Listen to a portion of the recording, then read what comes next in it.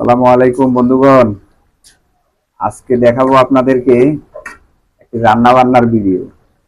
তো আসলে প্রতিদিন তো আমরা পাক শাক করেই খাই না, নিজে রান্না বান্না করে আর তেমন একটা খাওয়া হয় না। পাক করা রান্না বান্নাই সবসময় আমরা খেয়ে থাকি।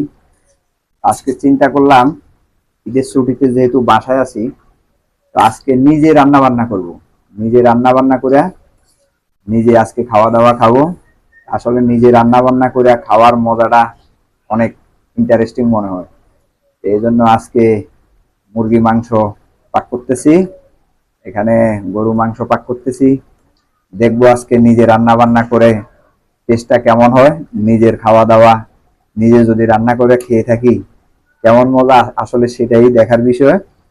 এই জন্যই চিন্তা করলাম যে আজকে নিজে রান্না বান্না করি। আর আমার একটা বোন আছে, আশুলিয়াতে থাকে, আমার বোন আসবে আজকে আমার বাসায় বেড়াইতে। তো এই জন্য বোনের জন্য আর আমাদের জন্য নিজে রান্না বান্না করতেছি। তো সাথে আপনাদেরও দাওয়াত থাকলো, অবশ্যই আসবেন আজকে খাওয়া দাওয়ার। আমার হাতের রান্না বান্না কেমন মজা হয় আপনারা খেয়ে দেখবেন। ইনশাল্লাহ সবাই দাওয়াত রইল।